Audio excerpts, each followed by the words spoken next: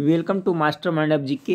एक बार फिर से आप लोग का स्वागत है मास्टर माइंड ऑफ जीके में। फ्रेंड्स, बिहार उत्पाद पुलिस के लिए रसायन विज्ञान का ये मास्टर वीडियो है जो बिल्कुल सिलेबस के अनुसार है। फ्रेंड्स, इस बार है जो उत्पाद पुलिस में और बिहार पुलिस फायरमैन में जो क्वेश्चन का लेवल रहेगा 10वीं कक्षा के समकक्ष रहेगा। फ्रेंड्स, तो देखिए उसी के हिसाब से आपका वन लाइनर लगभग 360 प्रश्न है। तो पूरा वीडियो आप लोग जरूर देखिएगा और चैनल पर पहली बार विजिट कर रहे हैं तो चैनल को सब्सक्राइब कर बेल आइकन को दबा दीजिएगा ताकि महत्वपूर्ण वीडियो का नोटिफिकेशन समय से मिलता रहे। वीडियो को लाइक नहीं किया फ्रेंड्स तो वीडियो को लाइक कर दीजिएगा। देखिए टॉपिक वाइज दिया हुआ है फ्रेंड्स, ये सिलेबस में भी आपको पढ़ना है जो आपका उत्पाद पुलिस और बिहार पुलिस फायरमैन का, उसमें परमाणु संरचना तथा रासायनिक बंधन। तो इससे जो भी वन लाइनर इंपॉर्टेंट प्रश्न बनता है सभी इसमें शामिल है फ्रेंड्स। इसी टॉपिक वाइज आज पूरा रसायन विज्ञान का वन लाइनर खत्म कर देंगे फ्रेंड्स।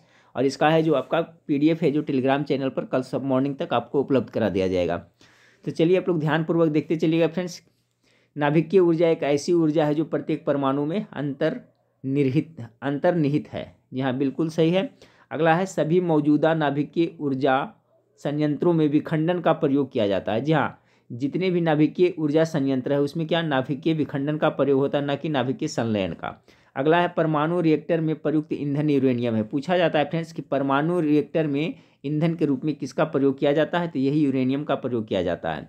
अगला है परमाणु रिएक्टर के अंदर यूरेनियम परमाणु नियंत्रित श्रृंखला अभिक्रिया द्वारा विखंडित किए जाते हैं। क्वेश्चन पूछा जा सकता है कि परमाणु रिएक्टर के अंदर यूरेनियम परमाणु है जो किस अभिक्रिया द्वारा विखंडित किए जाते हैं, तो नियंत्रित दे देगा, अनियंत्रित दे देगा।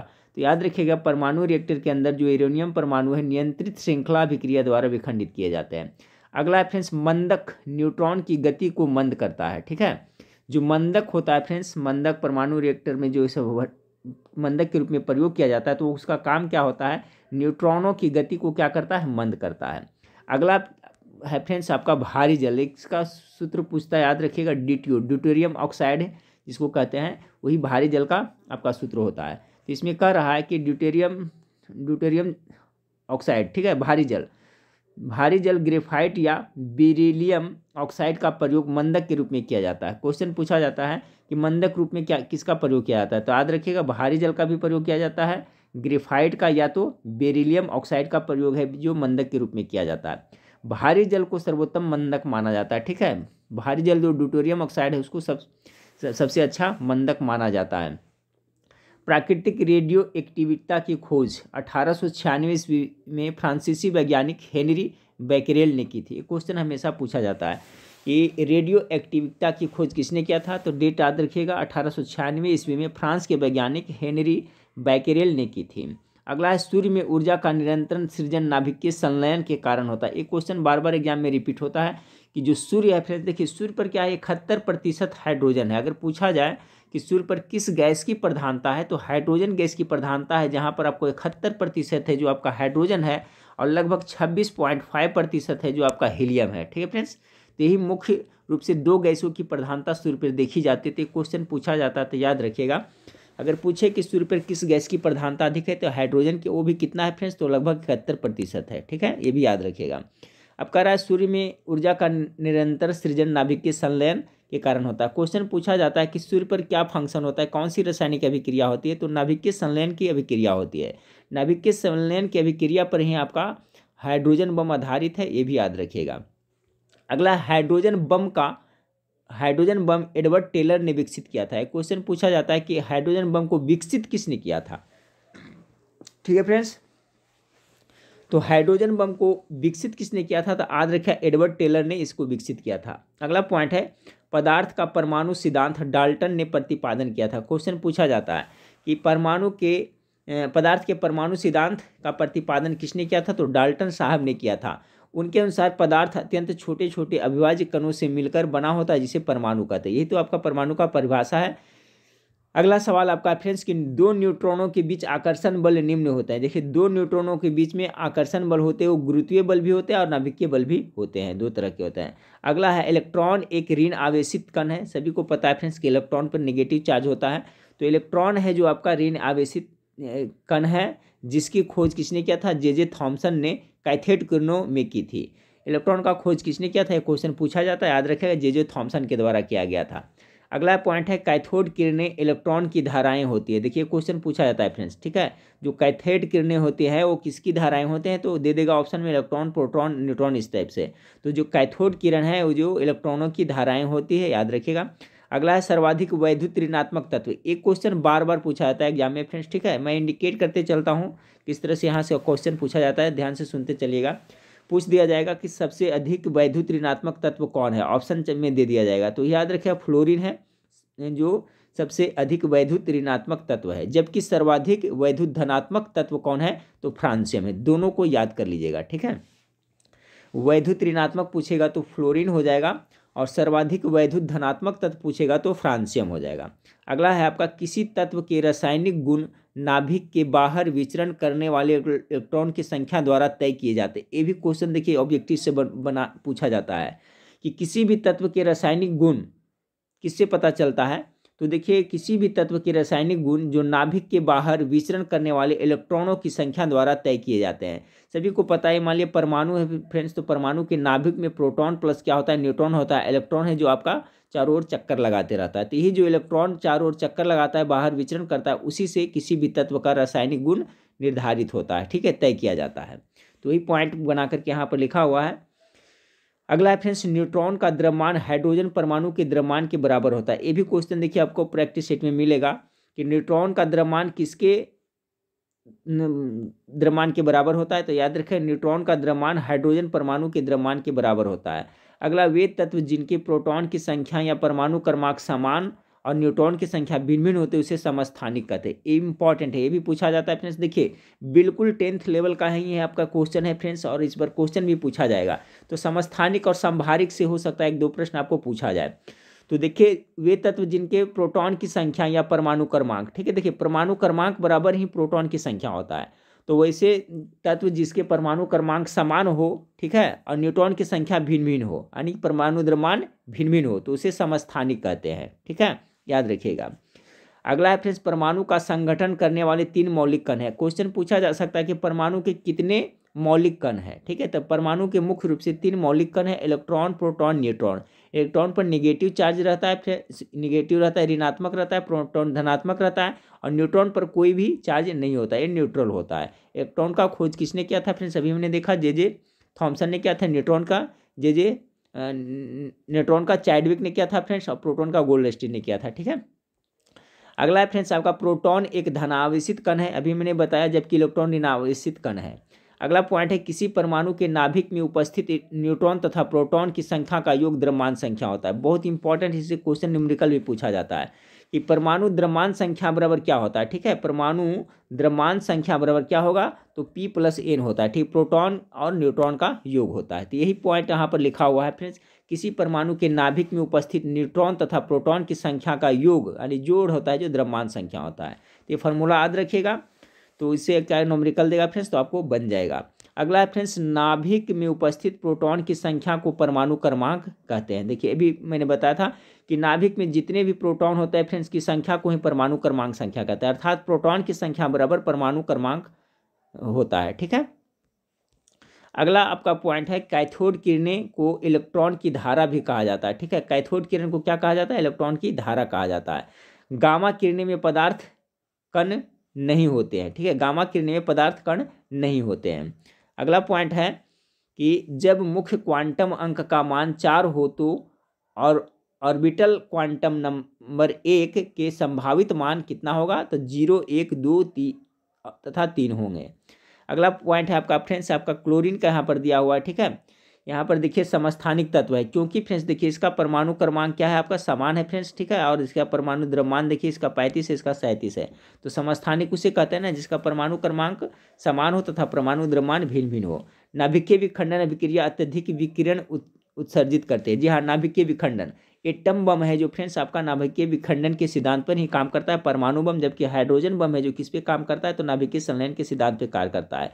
ये इंपॉर्टेंट है, क्वेश्चन बार बार पूछा जाता है कि हाइड्रोजन की खोज किसने किया था, तो हाइड्रोजन की खोज हेनरिक कैवेंडिश ने की थी फ्रेंड्स, सभी लोग याद रखिएगा। अगला पॉइंट है उच्च समृद्ध यूरेनियम जिसमें लगभग 90% यूरेनियम 235 होता है का प्रयोग नाभिकीय हथियार को बनाने में किया जाता है। जी हाँ, नाभिकीय हथियार जैसे कि आपका एटम बम हो गया तो उसमें यूरेनियम 235 का प्रयोग किया जाता है। परमाणु विस्फोट में अधिक मात्रा में ऊर्जा निकलने का कारण क्या है फ्रेंड्स? देखिए, तो परमाणु विस्फोट जब होता है तो उसमें जो अधिक ऊर्जा निकलने का कारण है, रासायनिक ऊर्जा का तापीय ऊर्जा में परिवर्तन हो जाता है। ठीक है, केमिकल जो एनर्जी होता है फ्रेंड्स वो आपका तापीय ऊर्जा में बदल जाता है। किसी तत्व के एक परमाणु की द्रव्यमान संख्या 23 है एवं परमाणुविक संख्या कितना 11 है, तो उसमें 11 प्रोटॉन और 12 न्यूट्रॉन एवं 11 इलेक्ट्रॉन होंगे। कैसे होंगे फ्रेंड्स? तो देख लीजिए यहाँ पर, मान ले कि किसी तत्व है जिसका द्रव्यमान संख्या कितना है 23 है, इतना बराबर क्या होता है P+N होता है। ठीक है, तो प्रोटॉन की संख्या देखिए 11 है और 12 है जो आपका न्यूट्रॉन की संख्या, दोनों को जोड़े 11 और 12 कितना होता है 23 होता है। ठीक है, तो इसे आप लोग समझ गए होंगे। और देखिए फ्रेंड्स यहाँ पर 11 प्रोटॉन की संख्या बराबर इलेक्ट्रॉन की संख्या भी बराबर होता है। ठीक है, देखिए परमाणु क्रमांक बराबर होता है प्रोटॉन की संख्या, प्रोटॉन की संख्या बराबर भी होता है आपका इलेक्ट्रॉन की संख्या, तो इसको याद रखा। इसी तरह से आपका नॉमरिकल दे दिया जाएगा कि किसी तत्व के परमाणु द्रव्यमान संख्या 23 है और उसका प्रोटॉन की संख्या मान ले दिया रहे या तो परमाणु क्रमांक संख्या दिया रहेगा, तो उसमें पूछ देगा इलेक्ट्रॉन की संख्या या तो प्रोटॉन की संख्या, तो इससे आपको निकल जाएगा। अब देखिए फ्रेंड्स यहाँ पर ये जो इंपॉर्टेंट है इसको जरूर आप लोग याद रखिएगा। प्रमुख पदार्थ दिया हुआ है और उसका पीएच मान दिया हुआ है। देखिए इससे क्वेश्चन पूछा जाता है। ठीक है, इसका पीडीएफ मैं टेलीग्राम चैनल पे डाल दूंगा फ्रेंड्स। तो देखिए यहाँ पर है आपका शराब। देखिए पीएच स्केल के बारे में याद रखिएगा फ्रेंड्स। पीएच स्केल का खोज किसने किया था? सोरेनसन ने किया था। इसमें कितना 0 से लेकर के कितना 14 तक होता है। ठीक है, 0 से लेकर के कितना 14 तक होता है। इसमें आपका बीच में रहता है जो फ्रेंड्स कितना रहता है 7 रहता है, यहाँ से रहता है। तो 7 से कम होता है वो क्या होता है? अम्लीय होता है। 7 से अधिक होता है वो क्षारीय होता है। यही पीएच स्केल है। इसका खोज किसने किया था? सोरेनसन ने किया था। तो देखिए इंपॉर्टेंट दिया हुआ है यहाँ पर शराब में का पीएच मान कितना होता है? तो देखिए 2.8 से लेकर के 3.8 होता है। ये कैसा होता है? अम्लीय होता है। दूध का कितना होता है? तो 6.5 से 6.7 होता है। समुद्री जल का कितना होता है पीएच मान? तो 7.5 से आपका 8.4 यानी क्षारीय होता है। मूत्र का कितना होता है? तो 4.5 से लेकर कितना 8 तक होता है। सिरका जो फ्रेंड्स आपका सिरका जिसमें एसिटिक अम्ल पाया जाता है, तो इसका अगर पीएच वैल्यू पूछे तो कितना होता है? 2.5 से लेकर 3.5। इसी तरह से लार होता है फ्रेंड्स, तो लार का जो पीएच वैल्यू होता है 6.5 से लेकर के 7.5 तक होता है। नींबू का रस अक्सर पूछा जाता है, तो नींबू के रस का जो पीएच मान होता है 2.2 से लेकर के 2.4 होता है। ब्लड का भी पूछा जाता है, ये क्षारीय होता है फ्रेंड्स, तो ब्लड का जो पीएच मान कितना होता है? तो 7.4 होता है।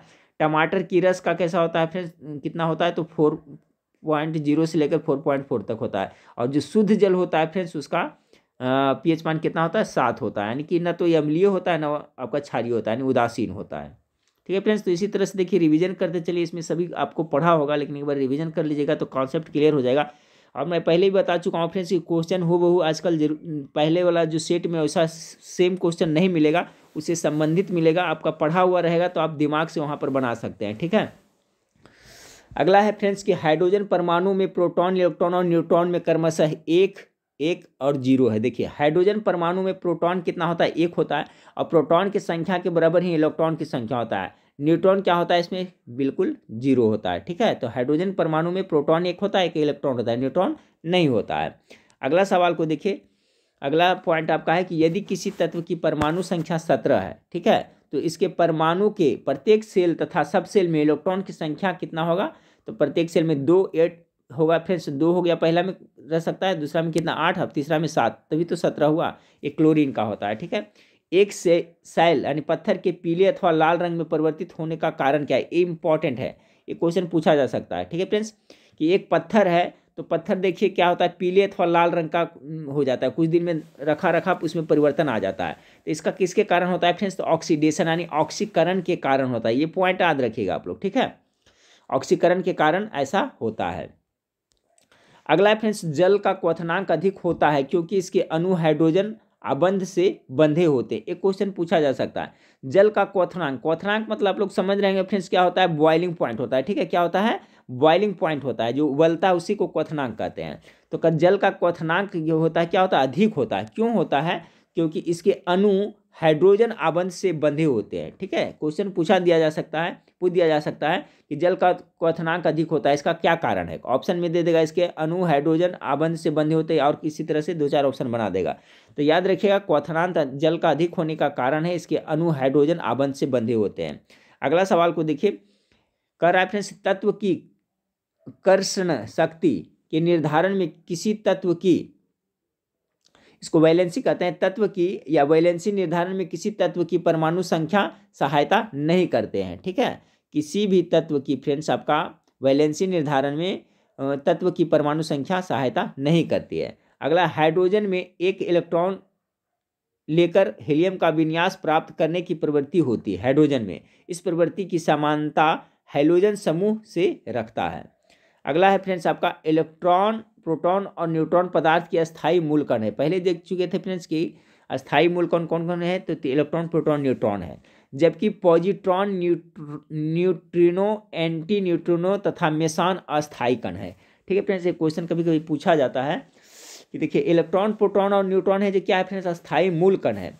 जबकि जो पॉजिट्रॉन है और न्यूट्रिनो है और एंटी न्यूट्रिनो तथा मेसॉन, ये सभी है जो क्या है, पदार्थ की अस्थायी मूल कण है। ठीक है, अगला पॉइंट को देखिए। अगला पॉइंट आपका है कि आवर्त सारणी में क्लोरीन तत्व की इलेक्ट्रॉन बंधुता सबसे अधिक होती है। देखिए आवर्त सारणी में, आवर्त सारणी के बारे में देखा जाए फ्रेंड्स तो प्राचीन आवर्त सारणी का जो खोज है किया था मेंडलीफ ने किया था, वो पर और किस पे सजाया था पीरियोडिक टेबल को, तो वो परमाणु भार पर सजाया था। लेकिन आधुनिक आवर्त सारणी के जन्मदाता मोसले साहब हैं जो परमाणु क्रमांक पे इसको सजाए हैं। अब कह रहा आवर्त सारणी में क्लोरीन तत्व की इलेक्ट्रॉन बंधुता सबसे अधिक होती है। याद रखिएगा कौन सी तत्व की इलेक्ट्रॉन बंधुता आवर्त सारणी में सबसे अधिक होती है, तो क्लोरीन की होती है। अगला फ्रेंड्स CO2 में बंध कोण अधिकतम है। ठीक है, कार्बन डाइऑक्साइड में बंध कोण क्या होता है, अधिकतम होता है। अगला, एक परमाणु में 2 इलेक्ट्रॉन की चारों क्वांटम संख्याएं समान नहीं हो सकती है। यह नियम पाउली से संबंधित है। देखिए पाउली का नियम क्या कहता है, याद कर ले फ्रेंड्स। पाउली का जो नियम हो कहता है कि एक परमाणु में 2 इलेक्ट्रॉन की चारों क्वांटम संख्याएं समान नहीं हो सकती है। अगला आपका है कि रबर के वल्कनाइजेशन की प्रक्रिया का आविष्कार चार्ल्स गुडियर ने किया था। ठीक है, जो रबर का वल्कनाइजेशन की प्रक्रिया होता है तो उसका आविष्कार किसने किया था, तो याद रखिएगा फ्रेंड्स चार्ल्स गुडियर ने किया था। SO2 सल्फर डाइऑक्साइड में वैद्युत संयोजन एवं सहसंयोजन बंद होते हैं। ठीक है, इसमें क्या होता है, SO2 में वैद्युत संयोजन सहसंयोजन दोनों होते हैं। देखिए क्वेश्चन ये पूछा हुआ है फ्रेंड्स, एक बार सेट में मिला था कि SO2 में कौन सा बंद होते हैं, तो देखिए इसमें वैद्युत संयोजन और सहसंयोजन दोनों बंद होते हैं। फिर आपका फ्रेंड्स Fe3O4 में लौह की संयोजकता कितना, 2 और 3 प्रदर्शित होती है। ठीक है, अगला है नाभिक के अलावा DNA माइटोकॉन्ड्रिया में भी पाया जाता है। ठीक है, नाभिक के अलावा DNA है जो आपका किस में पाया जाता है, तो माइटोकॉन्ड्रिया में भी पाया जाता है। अगला सवाल है आपका हाइड्रोकार्बन ऑटोमोबाइल से उत्पन्न प्रमुख प्रदूषक है। ठीक है, ऑटोमोबाइल से आपका हाइड्रोकार्बन है वो क्या कर रहा है कि हाइड्रोकार्बन ऑटोमोबाइल से उत्पन्न प्रमुख प्रदूषक है। ठीक है, यानी ऑटोमोबाइल से जो उत्पन्न प्रमुख प्रदूषक है कौन है, तो हाइड्रोकार्बन है। ठीक है, अगला है फ्रेंड्स किसी रासायनिक प्रतिक्रिया के दौरान अणुओं के बीच इलेक्ट्रॉन का आदान प्रदान होता है। जी हाँ, रासायनिक प्रतिक्रिया के दौरान अणुओं के बीच क्या होता है, किसका आदान प्रदान होता है, तो इलेक्ट्रॉन का आदान प्रदान। एक क्वेश्चन पूछा जा सकता है कि कोई भी रासायनिक प्रतिक्रिया होता है तो उसमें किसका आदान प्रदान होता है, इलेक्ट्रॉन का, प्रोटॉन का, न्यूट्रॉन का, इस तरह से दे देगा। तो देखिए किसी भी रासायनिक प्रतिक्रिया के दौरान अणुओं के बीच में इलेक्ट्रॉन का ही आदान प्रदान होता है। अगला है फ्रेंड्स आधुनिक परमाणु सिद्धांत का प्रणेता जॉन डाल्टन को माना जाता है, क्योंकि परमाणु का खोज यही आपका जॉन डाल्टन साहब ने किया था फ्रेंड्स। अगला है साबुनों का हाइड्रोकार्बन के रूप में वर्गीकरण किया जा सकता है। ठीक है, जो साबुन है सॉफ है उसको हाइड्रोकार्बन के रूप में अब वर्णन किया जा सकता है। अब देखिए फ्रेंड्स यहाँ पर दिया हुआ है परमाणु की संरचना दिया हुआ, खोजकर्ता दिया हुआ है फ्रेंड्स, तो याद कर लिए सभी आप लोग। देखिए यहाँ इलेक्ट्रॉन है फ्रेंड्स, तो इसका जो सिंबल है देखिए इस तरह से रहता है, नेगेटिव चार्ज आपका दिया हुआ है। और इसके खोजकर्ता कौन है, जे थॉमसन। प्रोटॉन का देखिए इस तरह से सिंबल होता है, इसका गोल्डस्टीन, अभी मैंने बताया था प्रोटॉन का खोज किसने किया था, गोल्डस्टीन ने। न्यूट्रॉन का खोज किसने किया था, इसका सिंबल इस तरह से है, और चार्डविक है, इसका खोज किया था। मूल कण का है जो फ्रेंड्स आपका द्रव्यमान, इसका प्रतीक होता है मूल कण का, और इसका जो खोजकर्ता है आवेश कूलॉम। ठीक है, कूलॉम इनका टाइटल है, उसी पर रखा गया है, तो यह आवेश कूलॉम इनको खोज करता है। अगला है आपका फ्रेंड्स इलेक्ट्रॉन पे आपका ये क्या दिया हुआ है फ्रेंड्स, यहाँ पर से देखिए पार्टिकल कण है, ये आपका मास इन ग्राम है, और यहाँ पर आवेश है। यानी इलेक्ट्रॉन का मास कितना होता है, तो देखिए याद करिए इलेक्ट्रॉन का मास इतना होता है फ्रेंड्स 9.1095 × 10⁻⁴ -28 होता है। ये आपका इलेक्ट्रॉन का आपका मास है, ठीक है, द्रव्यमान है। और इस पर चार्ज कितना होता है तो देखिए इलेक्ट्रॉन पर -1.6 इंटू 10⁻10 के पावर कितना 10⁻−19 ये आपका आवेश होता है इस पर। प्रोटॉन पे पॉजिटिव चार्ज होता है फ्रेंड्स, ठीक है, यहाँ पर पॉजिटिव लिखा हुआ है, इसका मास इतना होता है और इस पर चार्ज आपका इतना होता है। न्यूट्रॉन पर देखिए इसका मास इतना होता है, ये उदासीन होता है, पहले बताया था कि न्यूट्रॉन पे कोई इस ये उदासीन होता है, ना तो पॉजिटिव होता है इसमें ना नेगेटिव होता है, ठीक है। तो ये अभी हम लोग देख लिए परमाणु संरचना संबंधित, देखिए इतना इंपॉर्टेंट वन लाइनर क्वेश्चन। अब गैसों तथा उनके नियम से संबंधित, ये इंपॉर्टेंट है, याद रखिएगा। दूसरा आपका टॉपिक है, तो कह रहा है फ्रेंड्स कि नाइट्रस ऑक्साइड, जिसे प्रायः लाफिंग गैस या N2O कहते हैं, एक रासायनिक अकार्बनिक यौगिक है। एक ऐसा है रासायनिक अकार्बनिक यौगिक है। एक क्वेश्चन पूछा जाता है हंसाने वाली गैस को क्या कहते हैं, तो देखिए नाइट्रस ऑक्साइड कहते हैं। इसका जो आपका सूत्र है N2O है, याद रखिएगा। और यह एक रासायनिक अकार्बनिक यौगिक है, N2O है जो, ठीक है, नाइट्रस ऑक्साइड। अगला है वायुमंडल में नाइट्रोजन सबसे अधिक, ये भी क्वेश्चन पूछा जाता है फ्रेंड्स। तो सबसे अधिक नाइट्रोजन है आपका वायुमंडल में 78 पॉइंट समथिंग, और आपका ऑक्सीजन है जो कितना है फ्रेंड्स, वही लगभग 21% यानी 20.95% समथिंग। कार्बन डाइऑक्साइड देखिए एग्जैक्ट याद रखिएगा, इतना देता है 0.03% है जो आपका कार्बन डाइऑक्साइड है। और उत्कृष्ट गैसों में, उत्कृष्ट गैस जिसको नोबेल गैस भी कहते हैं जैसे आर्गन, उसकी प्रतिशतता कितना है तो 0.93% है जो उत्कृष्ट गैस, अर्थात आर्गन की प्रतिशतता इतना है, ठीक है। तो सभी का एक बार याद रखिएगा कि वायुमंडल वायु जो होता है उसमें 78% नाइट्रोजन, 21% लगभग ऑक्सीजन, कार्बन डाइऑक्साइड इतना, और उत्कृष्ट गैस यानी आर्गन गैस कितना तितना पाया जाता है। इंपॉर्टेंट लाइन है फ्रेंड्स, याद रखा, रेडॉन को छोड़कर अन्य सभी उत्कृष्ट गैस वायुमंडल में पाए जाते हैं। बहुत ज़्यादा इंपॉर्टेंट एक पॉइंट है। देखिए उत्कृष्ट गैस जिसको हम लोग क्या कहते हैं फ्रेंड्स, नोबेल गैस भी कहा जाता है, अकिर गैस भी कहा जाता है। अकिर गैसों की संख्या टोटल 6 है। 6 अकिर गैसों में से आपका 5 है जो वायुमंडल में पाया जाता है। एक रेडॉन है जो ऐसा उत्कृष्ट गैस या नोबेल गैस है जो आपका वायुमंडल में नहीं पाया जाता है। तो चलिए आप लोग याद कर लिए होंगे फ्रेंड्स कि वायुमंडल में कौन सा नोबेल गैस या अकिर गैस या उत्कृष्ट गैस नहीं पाया जाता। देखिए उत्कृष्ट गैस को ही नोबेल गैस और अकिर गैस कहा जाता है। तो देखिए रेडॉन है जो आपका वायुमंडल में नहीं पाया जाता है। बाकी है फ्रेंड्स आपका जो आर्गन हो गया, बाकी जो भी है वो सभी पाया जाता है। आर्गन वायुमंडल में सबसे अधिक मात्रा में पाई जाने वाली निष्क्रिय गैस है। वही देखिए आ गया, निष्क्रिय गैस या अक्रिय गैस है। इसकी खोज लॉर्ड रेले ने की थी। बहुत इंपॉर्टेंट, दोनों पॉइंट ध्यान से याद रखिएगा। अगर पूछ दिया जाए आपको कि वायुमंडल में कौन सा अक्रिय गैस या निष्क्रिय गैस सबसे अधिक पाई जाती है, तो यही आपका आर्गन है जो सबसे ज़्यादा वायुमंडल में पाया जाता है, ठीक है। और कौन सा अक्रिय गैस है जो वायुमंडल में नहीं पाया जाता है, तो रेडॉन नहीं पाया जाता है, ठीक है। और सबसे ज़्यादा आर्गन पाया जाता है, उसके बाद आपका बाकी जो है जो। और अक्रिय गैस जो आपका आर्गन है फ्रेंड्स, इसका खोज किसने किया था तो लॉर्ड रेले ने किया था। अगला आपका है कि पाइप्ड प्राकृतिक गैस, ठीक है। पाइप्ड प्राकृतिक gas and piped natural gas का मुख्यतः प्रयोग भोजन पकाने के लिए तथा घरों में प्रयोग होने वाले गैस गीजरों में किया जाता है, ठीक है। यानी घर में जो भोजन बनाने के लिए हो गया आपका गीजरों में किया जाता है, तो ये पाइप्ड प्राकृतिक गैस आपका प्रयोग किया जाता है। अगला है फ्रेंड्स अमोनिया, एक तीक्ष्ण गंध वाली रंगहीन गैस है। यह जल में अति विलेय है। देखिए अमोनिया है जो एक तीक्ष्ण गंध वाली है, और इसका रंग कैसा होता है, इसमें रंग कुछ नहीं होता है, ये रंगहीन होता है और ये जल में विलेय है। अमोनियम हाइड्रोक्साइड अमोनिया का जलीय विलयन है, ठीक है। अमोनियम हाइड्रोक्साइड अमोनिया का जलीय विलयन है जो क्षारीय होता है। इसका प्रकृति कैसा होता है, क्षारीय होता है, अतः यह लाल लिटमस को नीला कर देता है, ठीक है। क्षारीय होता है तो क्या लाल लिटमस को नीला कर देगा।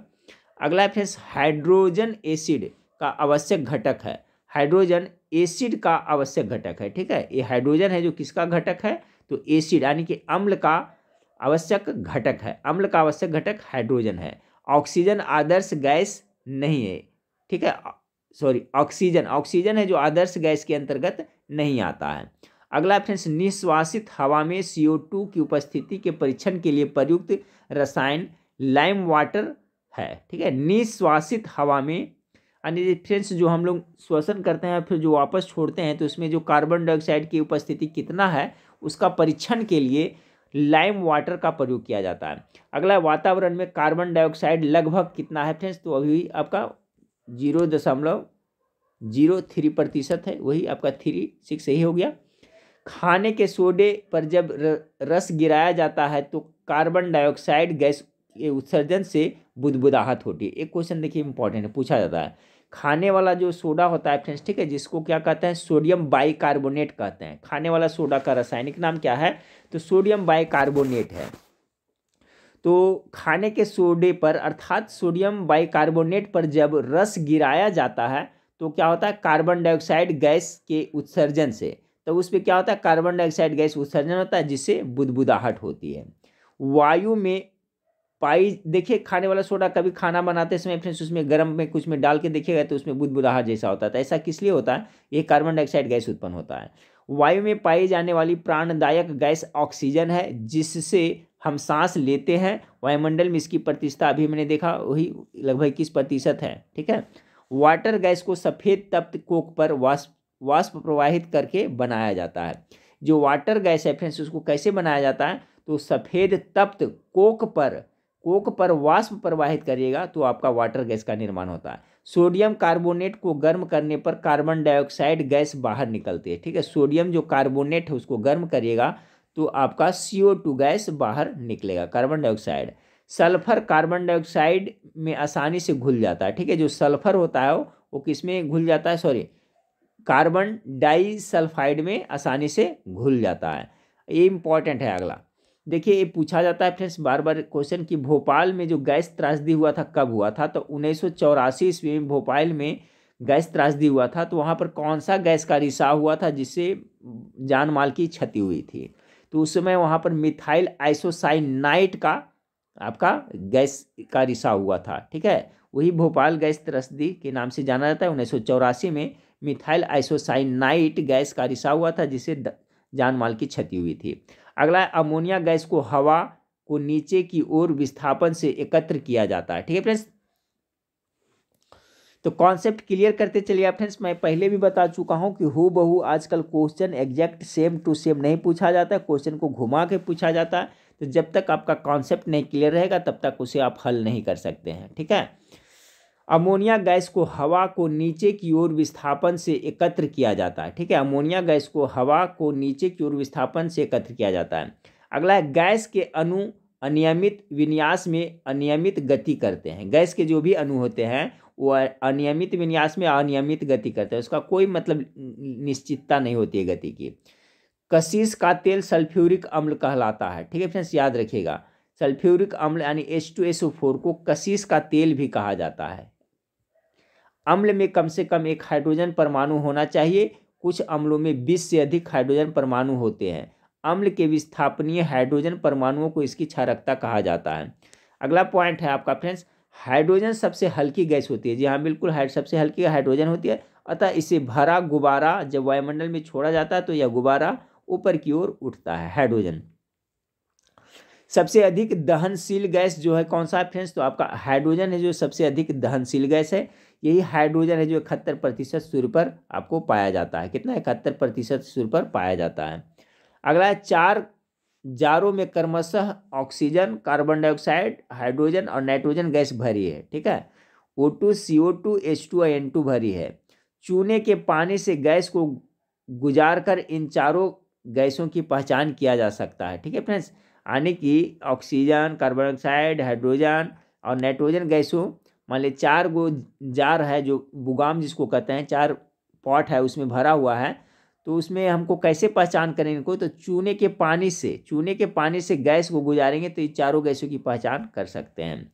हीरा के जलने से कार्बन डाइऑक्साइड गैस निकलती है, ठीक है। जब डायमंड हीरा कार्बन का अपरूप है उसको जलाइएगा तो कार्बन डाइऑक्साइड गैस निकलेगी। ब्रोमीन उत्कृष्ट गैस नहीं है, जहाँ बिल्कुल ब्रोमीन है जो उत्कृष्ट गैस के अंतर्गत नहीं आता है, नोबेल गैस के अंतर्गत नहीं आता है, आखिर गैस के अंतर्गत नहीं आता है। चार्ल्स का नियम आयतन तथा ताप में संबंध दर्शाता है, ये बहुत इंपॉर्टेंट है। जो चार्ल्स का नियम है पूछ देगा कि किस में संबंध दर्शाता है, तो ये आयतन तथा टेम्परेचर यानी ताप में संबंध दर्शाता है। इसका ये आपका फॉर्मूला दिया हुआ है फ्रेंड्स।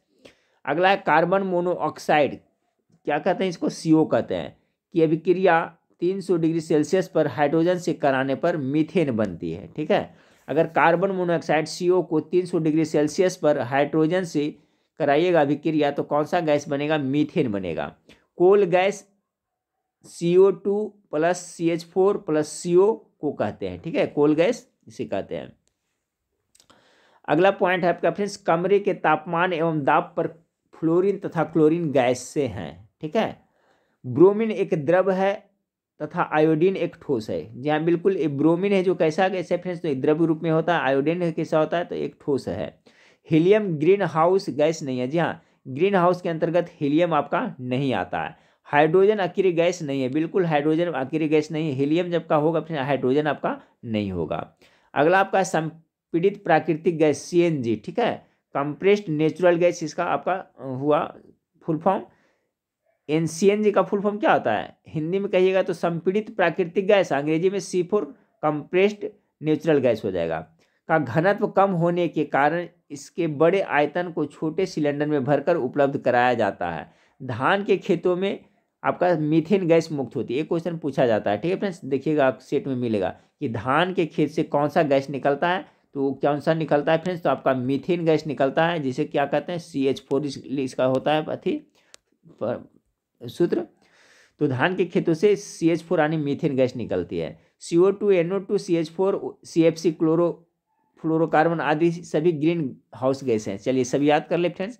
इसमें पूछा जाता है कि ग्रीन हाउस गैसें कौन कौन है, तो कार्बन डाइऑक्साइड है, फिर नाइट्रोजन ऑक्साइड है, मीथेन है फ्रेंड्स, और क्लोरोफ्लोरोकार्बन। ये सभी है जो ग्रीन है हाउस गैस के अंतर्गत आता है। क्लोरोफ्लोरोकार्बन को फ्रेऑन नाम से भी जाना जाता है। जी हाँ, CFC को फ्रेऑन नाम से भी जाना जाता है। इससे ही फ्रेंड्स आपका ओजोन परत है जो आपका क्षय हो रहा है। CFC क्लोरोफ्लोरोकार्बन से ज़्यादा क्षति इसी से पहुंच रहा है। जब कार्बन को अपर्याप्त ऑक्सीजन में जलाया जाता है तो कार्बन मोनोऑक्साइड गैस प्राप्त होती है। बहुत इंपॉर्टेंट ये भी है। जब कार्बन को जलाइएगा और प्रचुर मात्रा में ऑक्सीजन नहीं रहेगा तो जो आपका बनेगा गैस, कौन सा गैस प्राप्त होगा? तो कार्बन मोनोऑक्साइड आपको प्राप्त होगा, यानी CO प्राप्त होगा। अगला पॉइंट है आपका फ्रेंड्स कि वायु विभिन्न गैसों का एक मिश्रण है। बिल्कुल सही है। इसमें नाइट्रोजन, ऑक्सीजन, कार्बन डाइऑक्साइड, जलवाष्प, अकेली गैस आदि होती है। इनका अनुपात निश्चित नहीं होता है, साथ ही इनका मिलन बिना किसी रासायनिक संयोग के भी नहीं होता है। चलिए दो टॉपिक तो हम लोग क्लियर कर लिए फ्रेंड्स। अब बिल्कुल सिलेबस के अनुसार है, इसी टाइप से क्वेश्चन आपको पूछा जाएगा। यही सबसे तत्वों का वर्गीकरण एवं विभिन्न प्रकार के यौगिक। चलिए फ्रेंड्स देखते हैं। दिया सलाई की नोक में लाल फास्फोरस लगा होता है। क्वेश्चन देखिए, अक्सर आपको सेट में, प्रैक्टिस सेट में मिलेगा कि घर में जो माचिस यूज करते हैं दिया सलाई, तो उसका जो काटी होता है फ्रेंड्स, को नोक में कौन सा लगा होता है? तो उसमें लाल फास्फोरस लगा होता है। ठीक है, लाल फास्फोरस। मुख्य रूप से 3 प्रकार के उर्वरक होते हैं। ठीक है, उर्वरक यानी जो खाद्य उर्वरक है कितने प्रकार का होते हैं? तो 3 प्रकार के होते हैं, जिन्हें नाइट्रोजन, फॉस्फेट तथा पोटास कहते हैं। नाइट्रोजन एक होते हैं, दूसरा फॉस्फेट होता है, तीसरा पोटास। यही 3 प्रकार के उर्वरक होते हैं। पोटास उर्वरक पोटेशियम से प्राप्त होता है। जो पोटास होता है किससे? तो पोटेशियम से प्राप्त होता है। प्लास्टर ऑफ पेरिस का उपयोग शल्य चिकित्सा में प्लास्टर करने में, सांचे और मॉडल बनाने में, मूर्तियां एवं खिलौने इत्यादि बनाने में किया जाता है। देखिए बहुत इंपॉर्टेंट पॉइंट है, पूछ दिया जाएगा फ्रेंड्स कि आपका शल्य चिकित्सा में जो होता है, ऑपरेशन वगैरह होता है फ्रेंड्स, उसमें प्लास्टर करने में, या तो सांचे और मॉडल बनाने में, या तो मूर्तियां एवं खिलौना को बनाने में किसका प्रयोग किया जाता है? तो प्लास्टर ऑफ पेरिस का प्रयोग किया जाता है। अगला है pH पैमाने में 0 से 14 तक अंक होते हैं। अभी मैं बता दिया था फ्रेंड्स pH स्केल के बारे में कि pH स्केल जिसका खोज सोरेनसन ने किया था, इसमें कितने अंक होते हैं? तो 0 से लेकर के कितना होते हैं? 14 होते हैं। अभी मैंने बताया था, देखिए यहाँ पर दिया हुआ है।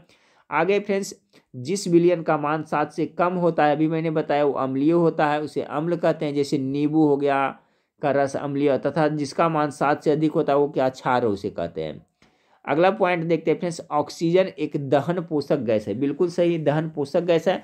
दहन के लिए ऑक्सीजन गैस आवश्यक होते हैं, बिना ऑक्सीजन गैस के दहन नहीं हो सकता है। सोडियम कार्बोनेट को धवन सोडा, वॉशिंग सोडा भी कहते हैं। बिल्कुल सही फ्रेंड्स, आपका धवन सोडा जिसे वॉशिंग सोडा कहते हैं, उसको क्या कहते हैं? सोडियम कार्बोनेट कहते हैं। लेकिन इसमें सोडियम बाइकार्बोनेट लगा देगा तो खाने वाला सोडा हो जाएगा। ये क्वेश्चन अक्सर पूछा जाता है। तो धवन सोडा जिसे सोडियम कार्बोनेट कहते हैं, उसका रासायनिक सूत्र आप लोग याद रखिए कितना है? तो Na2CO3 होता है। यही आपका सोडियम कार्बोनेट का रासायनिक सूत्र है। अगला है आपका फ्रेंड्स, सामान्यतः धवन सोडा N2CO3 TnH2O के रूप में पाया जाता है, इस रूप में पाया जाता है। अर्थात सोडियम कार्बोनेट के अणु से जल के 10 अणु संलग्न रहते हैं। सिरका में लगभग 6 से 10% एसिटिक एसिड होता है। जी हाँ, क्वेश्चन पूछा था सिरका में कौन सा अम्ल पाया जाता है, एसिटिक अम्ल पाया जाता है, तो उसमें कितना होता है फ्रेंड्स, तो 6 से 10% तक एसिटिक एसिड होता है। सिरके का उपयोग प्रयोगशाला में अभिकर्मक के रूप में तथा अचार चटनी आदि बनाने में किया जाता है, सिरका का प्रयोग किया जाता है। अगला है गैस के गुब्बारों में हाइड्रोजन गैस की जगह हीलियम गैस का प्रयोग किया जाता है। जी हाँ, हाइड्रोजन की जगह पर हीलियम का भी प्रयोग किया जाता है, क्योंकि हीलियम गैस अदाह होती है। ठीक है, ये अदाह होती है, यानी जितना ज्वलनशील वो होता है हाइड्रोजन, उतना हीलियम नहीं होती है। हाइड्रोजन सल्फाइड एक रंगहीन गैस है जिसे सड़े अंडे जैसी गंध आती है। इंपॉर्टेंट है फ्रेंड्स, ये क्वेश्चन पूछा जाता है कि किस गैस से सड़े अंडे जैसी बदबू आती है। ठीक है, तो ये कौन सा गैस है फ्रेंड्स, तो हाइड्रोजन सल्फाइड है। हाइड्रोजन सल्फाइड एक रंगहीन गैस है, हाइड्रोजन सल्फाइड, जिसमें से सड़े अंडे जैसी गंध आती है। 1847 ईस्वी में जेम्स सिम्पसन ने क्लोरोफॉर्म का निश्चेतक के रूप में प्रयोग किया था। बहुत इंपॉर्टेंट है, देखिए यहाँ पर क्लोरोफॉर्म है क्या फ्रेंड्स, बेहोशी के लिए प्रयोग किया जाता है। निश्चेतक मतलब क्या होता है, बेहोश करने के लिए ना। तो देखिए सबसे पहले जो 1847 ईस्वी में जेम्स सिम्पसन ने क्लोरोफॉर्म का खोज किया था। तो याद रखिए क्लोरोफॉर्म का खोज किसने किया था, तो जेम्स सिम्पसन ने किया था। इसको है जो किस में प्रयोग किया जाता है, तो ऑपरेशन के पहले देखिए जो निषेच बेहोश किया जाता है उसके रूप में प्रयोग किया जाता है क्लोरोफॉर्म का। अगला है फ्रेंड्स पोटेशियम परमैंगनेट का प्रयोग रोगाणुनाशी के रूप में किया जा सकता है। ठीक है, ये पोटेशियम परमैंगनेट का प्रयोग पूछा जाता है, किस लिए किया जाता है, तो रोगाणुनाशी के रूप में किया जाता है। बहुत इंपॉर्टेंट है फ्रेंड्स, याद रखिएगा, पूछ देगा कभी फ्रेंड्स कि आपका पोटेशियम परमैंगनेट का प्रयोग किसके लिए किया जाता है, तो रोगाणुनाशी के लिए किया जाता है। पोटेशियम परमैंगनेट एक एंटीसेप्टिक है, ये क्या है, तो एक एंटीसेप्टिक है जिसका उपयोग हाथों तथा पैरों में त्वचा रोग तथा कवकों के संक्रमण को रोकने के लिए तथा अल्सर के उपचार के लिए किया जाता है। ठीक है, पोटेशियम परमैंगनेट का। अगला पॉइंट को देखिए फ्रेंड्स, अगला पॉइंट आपका है पोटेशियम परमैंगनेट का उपयोग गोनोरिया के उपचार में भी होता है, इससे लाल दवा के नाम से भी जाना जाता है। बहुत इंपॉर्टेंट है फ्रेंड्स, गोनोरिया देखिए एक प्रकार की बीमारी है, तो उसमें पोटेशियम परमैंगनेट का उपयोग किया जाता है। इसको लाल दवा के नाम से भी जाना जाता है। पोटेशियम परमैंगनेट को लाल दवा भी कहा जाता है। नेफ्थिलीन एक का मुख्य स्रोत कोलतार है, ये पूछा जाता है फ्रेंड्स कि जो नेफ्थिलीन है जो किससे प्राप्त होता है, तो कोलतार से प्राप्त होता है। ठीक है, जिसका मुख्य स्रोत कोलतार है। व्यापक रूप से इस्तेमाल किया गया नाइट्रोजनी उर्वरक यूरिया है। ठीक है, यूरिया, एक क्वेश्चन पूछा जाता है यूरिया ऐसा उर्वरक है जिसमें नाइट्रोजन की सर्वाधिक मात्रा होता है, पूछा जाता है फ्रेंड्स। यूरिया हम लोग खाद में भी देखते होंगे, तो इसमें 46% नाइट्रोजन की मात्रा पाई जाती है, एक क्वेश्चन पूछा जाता है। अगला सवाल आपका है फ्रेंड्स, विशाल संख्या में स्वचालित वाहनों वाले नगर की वायु की सीसा लेड्स प्रदूषित कर देता है। बिल्कुल सही फ्रेंड्स, कहता है ना विशाल संख्या में स्वचालित वाहन वाले नगर में जो प्रदूषित होता है वायु, किससे, उसमें किसकी मात्रा अधिक होती है, तो वही लेड सीसा की अधिक मात्रा होती है, उसी से आपका वायु प्रदूषित होता है। NaOH सूत्र वाले यौगिक का नाम क्या है, कास्टिंग सोडा है। ठीक है, सोडियम हाइड्रोक्साइड जिसे कहते हैं, कास्टिक सोडा का सूत्र ये है NaOH, याद रखिएगा, ये पूछा जाता है। कास्टिक सोडा का है जो सूत्र क्या है फ्रेंड्स, तो NaOH, सोडियम हाइड्रोक्साइड, इसका है जो आपका कास्टिंग सोडा हो गया। प्लास्टर ऑफ पेरिस को जल से क्रिया कराने पर उष्मा उत्पन्न होती है और वह शीघ्रता से जिप्सम में बदलकर जम जाता है। वही प्लास्टर ऑफ पेरिस जो शल्य चिकित्सा में फ्रेंड्स मूर्तियां बनाने वगैरह में अभी हम लोग ने देखा था। तो देखिए प्लास्टर ऑफ पेरिस को जल से जब उसमें प्रक्रिया कराया जाता है तो वह क्या होता है फ्रेंड्स, शीघ्रता से जिप्सम में बदल कर जाता है। ठीक है, प्लास्टर ऑफ पेरिस किस में बदलेगा, जिप्सम में, और क्या होता है, वह जम जाता है। अगला आपका पॉइंट है फ्रेंड्स, अम्लीय वर्षा में प्रायः सल्फ्यूरिक अम्ल अधिक मात्रा में होता है। ठीक है, जो अम्लीय वर्षा होता है उसमें सल्फ्यूरिक अम्ल अधिक मात्रा में होता है। वृक्षों से प्राप्त किया गया प्राकृतिक रबर का बुनियादी रासायनिक निर्माण ब्लॉक आइसोप्रीन है। ठीक है, वृक्षों से जो प्राप्त किया गया प्राकृतिक रबर है उसका बुनियादी रासायनिक निर्माण क्या है, ब्लॉक आइसोप्रीन है। अगला फ्रेंड्स, किडनी स्टोन जिसे हम लोग पथरी कहते हैं में क्या होता है, कैल्शियम ऑक्जेलेट पाया जाता है। कैल्शियम ऑक्जेलेट का ये सूत्र है, रासायनिक सूत्र, ये भी याद रखिएगा। ठीक है, पथरी कहता है ना, पथरी में क्या पाया जाता है, कैल्शियम ऑक्जेलेट होता है, CaC2O4 होता है, ये सूत्र भी याद रखिएगा। चलिए फ्रेंड्स, अब देखते हैं प्रमुख लवण एवं उनके रासायनिक नाम तथा उपयोग देखते हैं। साधारण नमक जिसको NaCl कहते हैं, साधारण सोडियम क्लोराइड भोजन में स्वाद बढ़ाने के लिए, अचार के परिरक्षण में तथा मांस मछली के संरक्षण में, संरक्षण में इसका प्रयोग मछली के संरक्षण में किया जाता है। ये धवन सोडा फ्रेंड्स जिसको क्या कहते हैं, सोडियम कार्बोनेट कहते हैं, N2CO3 कपड़ा धोने, कांच के निर्माण, कास्टिक सोडा व अपमार्जक चूर्ण बनाने में धवन सोडा का प्रयोग किया जाता है। अगला है फ्रेंड्स खाने का सोडा आ गया, तो इसको क्या कहते हैं, रासायनिक सूत्र इसका क्या है फ्रेंड्स, सोडियम बाइकार्बोनेट इसका है नाम हो गया, और NaCO3 इसका हो गया। तो खाने का सोडा को क्या कहते हैं, सोडियम बाइकार्बोनेट कहते हैं, इसका ये आपका रासायनिक सूत्र हो गया। फिर है बेकिंग पाउडर, अग्निशमन तथा पेट की अम्लीयता को कम करने के लिए इसका प्रयोग किया जाता है। फिर है फिटकिरी फ्रेंड्स, फिटकिरी का सूत्र देखिए आपका यहाँ दिया हुआ है, इसका है उपयोग है जो फ्रेंड्स रंगाई, कटे हुए स्थान से रक्त के रिसाव रोकने एवं पानी को शुद्ध करने में उपयोगी होता है, ये फिटकिरी जो होता है। सोरा का है जो आपका रासायनिक नाम क्या है, तो पोटेशियम नाइट्रेट है, इसका सूत्र होता है KNO3 होता है सोरा का।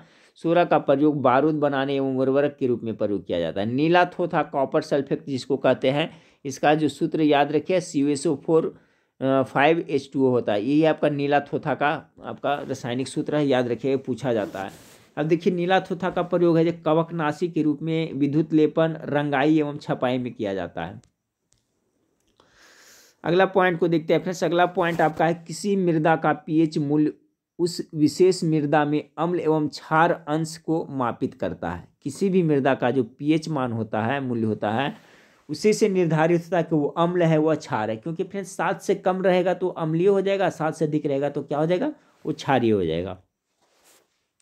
चलिए अगला बहुत ही ज़्यादा इंपॉर्टेंट है, कपड़े से स्याही और जंग के धब्बे मिटाने के लिए ऑक्जेलिक अम्ल का प्रयोग किया जाता है। बिल्कुल सही है फ्रेंड्स, बहुत बार एग्जाम में रिपीट हुआ है। कपड़ा पर मान लीजिए स्याही से धग लग गया हो या जंग का धब्बा लग जाता है तो उसको छुड़ाने के लिए ऑक्जेलिक एसिड का प्रयोग किया जाता है। ये ऑक्जेलिक एसिड का प्राकृतिक स्रोत है जो टमाटर में मुख्य रूप से पाया जाता है। टमाटर में कौन सा एसिड पाया जाता है, तो ये ऑक्जेलिक एसिड पाया जाता है। अगला है फ्रेंड्स कि कार्बन और हाइड्रोजन दो ऐसे तत्व हैं जिनसे बहुत बड़ी संख्या में यौगिक तैयार किए जा सकते हैं, ठीक है। जानवरों के गोबर अवशिष्ट को बायोगैस प्लांट के लिए मुख्य कच्चा पदार्थ माना जाता है। बिल्कुल सही फ्रेंड्स, बायोगैस बनाने के लिए गोबर का प्रयोग किया जाता है। गोबर गैस जिसे बायोगैस कहते हैं का संगठन इस प्रकार है। चलिए बहुत इंपॉर्टेंट याद रखिएगा, जो गोबर गैस होता है उसमें मीथेन होता है सबसे ज़्यादा मात्रा में 55%, हाइड्रोजन होता है 7.4%, और कार्बन डाइऑक्साइड होता है फ्रेंड्स आपका 35%, नाइट्रोजन जो होता है कितना 2.6%, तथा हाइड्रोजन सल्फाइड के कुछ अंश होते हैं। यही गोबर गैस में इतने चीज मिलकर के बना होता है। अगला ओजोन परत के अवक्षय में अभी मैंने बताया था, ओजोन परत का क्षरण के लिए आपका CFC है जो उत्तरदायी है, क्लोरोफ्लोरोकार्बन है। तो कह रहा ओजोन परत के अवक्षय में क्लोरोफ्लोरोकार्बन, हैलेंस और नाइट्रोजन ऑक्साइड प्रमुख है। सबसे ज़्यादा तो आपका यही है, इसके साथ साथ हैलेंस से भी और नाइट्रोजन ऑक्साइड से भी आपका ओजोन परत को क्षरण हो रहा है। अगला फ्रेंड्स ओजोन का सर्वाधिक विनाश देखिए आ गया। ओजोन का सर्वाधिक विनाश क्लोरोफ्लोरोकार्बन में वृद्धि होने के कारण हो रहा है, ठीक है, CFC के कारण हो रहा है। वायुमंडल में ओजोन गैस द्वारा पराबैंगनी किरणों का अवशोषण होता है। वायुमंडल में ओजोन गैस के द्वारा है ना पराबैंगनी किरणें का अवशोषण होता है, जिससे पराबैंगनी किरणें सीधे पृथ्वी तक नहीं पहुंचती है, नहीं तो क्या हम लोग को त्वचा कैंसर और अन्य बीमारी से सभी लोग ग्रसित हो जाएंगे। पाश्चुरीकरण बहुत इंपॉर्टेंट है फ्रेंड्स, पाश्चुरीकरण जिसका खोज लुई पास्चर ने किया था, याद रखिएगा, और रैबिस के टीके का खोज भी लुई पास्चर ने किया था। तो ये पाश्चुरीकरण क्या होता है, वह प्रक्रिया इंपॉर्टेंट है फ्रेंड्स, याद रखिएगा, बहुत ज़्यादा इंपॉर्टेंट एग्जाम के दृष्टिकोण से। वह प्रक्रिया जिसमें दूध को 63 डिग्री पर 30 मिनट तक गर्म किया जाता है और शीघ्रता से ठंडा किया जाता है, यही है जो आपका दूध का पाश्चुरीकरण हो गया। इसमें क्या होता है, उसमें जो भी बैक्टीरिया वगैरह होता है फ्रेंड्स वो मर जाता है। तो याद रखिएगा 63 डिग्री सेल्सियस पर आपको कर रहा है और कितना 30 मिनट तक गर्म किया जाता है। साधारण फिटकिरी का रासायनिक नाम क्या है पूछा जाता है, तो पोटेशियम एल्युमिनियम सल्फेट होता है, ठीक है। साधारण जो फिटकिरी है उसका रासायनिक नाम क्या है, तो पोटेशियम एल्युमिनियम सल्फेट है फ्रेंड्स। इसका ये आपका इतना बड़ा है जो देखिए रासायनिक आपका सूत्र है। फिटकिरी रक्तस्राव को रोक सकते हैं, बिल्कुल सही।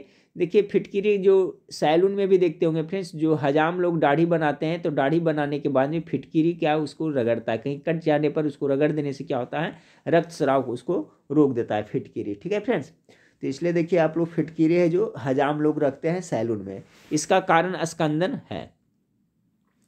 ग्लूकोज हेक्सोस शर्करा का एक प्रकार है। ग्लूकोज को डेक्सट्रोज या ग्रेप शुगर के नाम से भी जाना जाता है। अगला फ्रेंड्स, ग्लूकोज का आणविक सूत्र सभी को पता है C6H12O6 है, यही आपका इसका आणविक सूत्र है ग्लूकोज का। सूक्ष्म बर्फ कार्बन डाइऑक्साइड का ठोस रूप है। ठीक है फ्रेंड्स, देखिए सूखा बर्फ क्या है, तो जो कार्बन डाइऑक्साइड है वो इसका शुष्क रूप ही आपका सूखा बर्फ होता है। तो यही क्वेश्चन कर रहा है कि शुष्क बर्फ है जो क्या है, तो कार्बन डाइऑक्साइड का ठोस रूप है। कार्बन डाइऑक्साइड जब ठोस रूप में हो जाता है तो उसी को हम लोग शुष्क बर्फ कहते हैं। यह गैस अग्निशमन में प्रयुक्त भी होती है। ठीक है, अगला सवाल है, आग बुझाने के लिए कार्बन डाइऑक्साइड गैस प्रयोग की जाती है। जी हाँ, जलाने के लिए क्या होता है ऑक्सीजन, तो बुझाने के लिए CO2 का प्रयोग किया जाता है। यह जलने में सहायक नहीं होती है। रासायनिक दृष्टि से चूने के पानी को कैल्शियम हाइड्रोक्साइड कहते हैं। ठीक है, रासायनिक दृष्टि से चूने के पानी को क्या कहते हैं, कैल्शियम हाइड्रोक्साइड कहते हैं, जिसका रासायनिक सूत्र यानी कैल्शियम हाइड्रोक्साइड का रासायनिक CaOH2 के होल 2 होता है। ठीक है, तो देखिए रासायनिक दृष्टि से चूने के पानी को कैल्शियम हाइड्रोक्साइड कहते हैं। अगला सवाल को देखिए, जिन ग्लिसराइडों का गलनांक 20 डिग्री सेल्सियस से कम है वे तेल कहलाते हैं। जी हाँ, तेल किसे कहेंगे फ्रेंड्स, तो जिसका गलनांक 20 डिग्री से सेल्सियस से कम हो उसे तेल कहलाते हैं, जबकि जिनका गलनांक 20 से ऊपर होता है वे वसा कहलाता है। चलिए फ्रेंड्स, तेल और वसा का आज डिफिनीशन भी आप लोग को अच्छी तरह से पता चल गया कि तेल किसे कहेंगे और वसा किसे कहेंगे। बहुत इंपॉर्टेंट फ्रेंड्स, और जानना भी बहुत जरूरी है। अगर तेल और वसा में कोई पूछ देगा अंतर, तो क्या आप देखिए पूरा क्लियर कॉन्सेप्ट रखिएगा। तो तेल किसे कहेंगे, जिसका गलनांक 20 से कम है उसे तेल कहलाते हैं, और जब जिनका गलनांक 20 से ऊपर हो जाएगा वो क्या कहलाएंगे, तो वो वसा यानी फैट कहलाएंगे। बहुत इंपॉर्टेंट दोनों पॉइंट है, याद रखिएगा।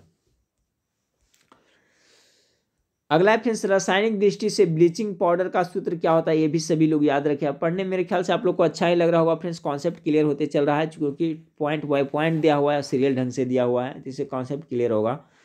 देखिए ब्लीचिंग पाउडर का अक्सर सूत्र पूछा जाता है फ्रेंड्स, और इसका नाम पूछा जाता है। तो ब्लीचिंग पाउडर को क्या कहते हैं, कैल्शियम हाइपोक्लोराइड भी कहा जाता है। याद रखिएगा, ब्लीचिंग पाउडर को कैल्शियम हाइपोक्लोराइड भी कहा जाता है। और इसका है जो फ्रेंड्स सूत्र क्या होता है, तो CaOCl2 होता है। ठीक है, ब्लीचिंग पाउडर का प्रयोग क्लोरोफॉर्म तथा क्लोरीन गैस बनाने में भी किया जाता है। एक क्वेश्चन पूछा जाता है कि क्लोरोफॉर्म तथा क्लोरीन गैस बनाने में किसका प्रयोग किया जाता है, तो ब्लीचिंग पाउडर का प्रयोग किया जाता है।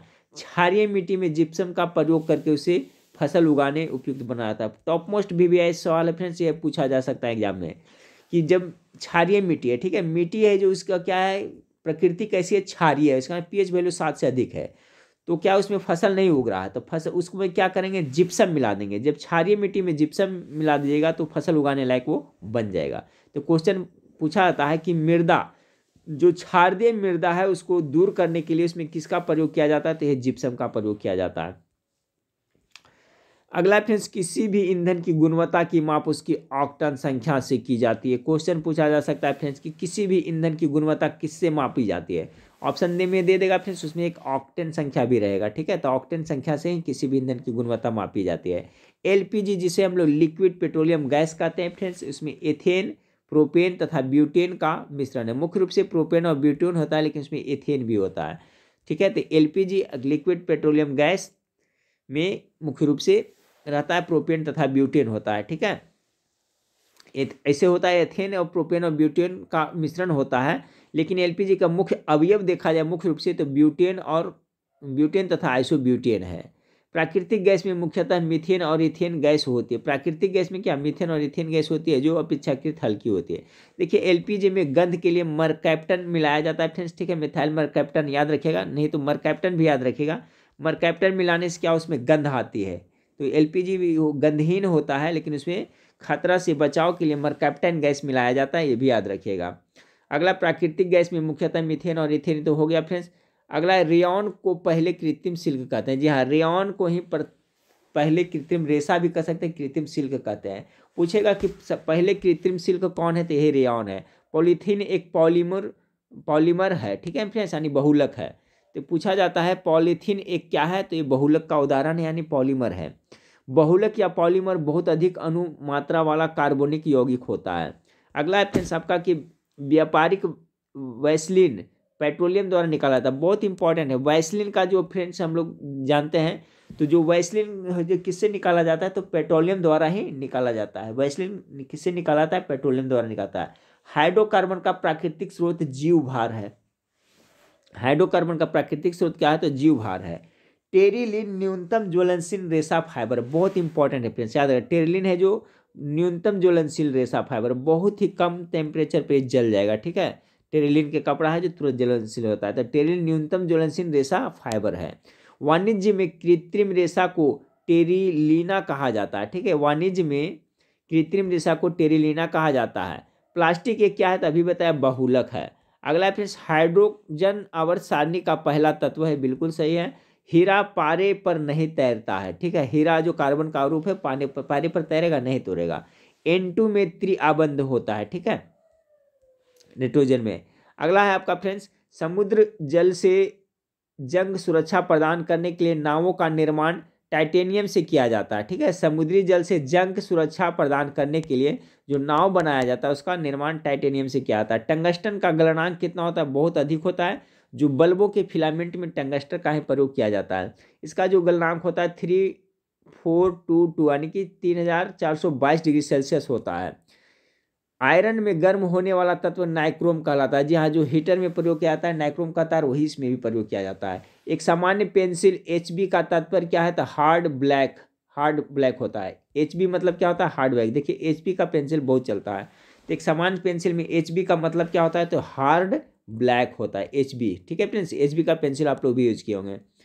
प्रयोगशाला में तैयार पहला कार्बनिक यौगिक कौन था, तो सभी को पता है यूरिया है।